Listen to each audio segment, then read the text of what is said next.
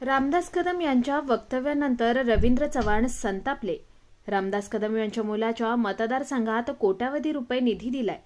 मुख्यमंत्र्यांना एवढं सांगेन, युती धर्म पाळण्याचा अधिकार फक्त रवींद्र चव्हाण यांचा नाही तर तो सर्वांनी पाळला पाहिजे। भाजप म्हणून फार सौजन्याने राहण्याचा माझा स्वभाव आहे, मात्र मी सौजन्य सोडलं तर अतिशय वाईट पद्धतीने वागायला मी तयार आहे।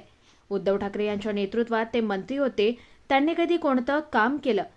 35 वर्षात काहीच काम केलेलं नाही, कोकणासाठी काहीच केलेलं नाही आणि मोठमोठ्या हुशाऱ्या करत असाल तर चालणार नाही।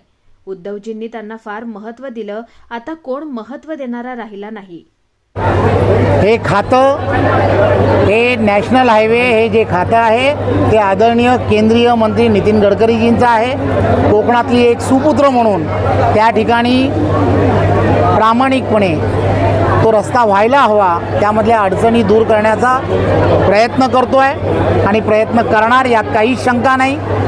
आणि एक गोष्ट लक्षात घेतली पाहिजे, ज्यांनी या संदर्भात सांगितलं, सार्वजनिक बांधकाम म्हणून त्यांच्या मुलाच्या भागांमध्ये आदरणीय मुख्यमंत्री एकनाथराव शिंदेजी, आदरणीय देवेंद्रजी आणि अजितदादा या तिघांच्या सरकारच्या माध्यमातून हजारो कोटी रुपये हे त्यांच्या विकास कामासाठी दिलेत, हे ते विसरतायत।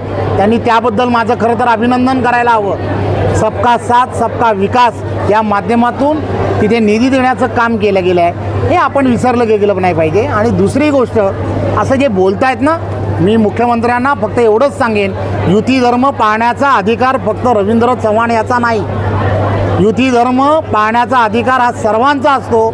जशास तसं उत्तर द्यायला रवींद्र चव्हाण हा समर्थ आहे। भारतीय जनता पार्टी म्हणून फार सौजन्याने राहण्याचा माझा स्वभाव आहे, परंतु जर मी सौजन्य सोडलं तर अतिशय वाईट पद्धतीने वागायला मी तयार आहे। त्यांनी कधी ते सांगावं। कित्येक वर्ष उद्धव ठाकरेजींच्या नेतृत्वात मंत्री होते, काय केलं? कधी कोणतं काम केलंय? एक काम करून दाखवलंय असं दाखवा ना। एक काम केलंय, मी हे काम केलंय 35-40 वर्षामध्ये, काय केलंय? काहीच कोकणासाठी केलं नाही। आणि मोठमोठ्या हुशाऱ्या करत असाल तर चालणार नाही।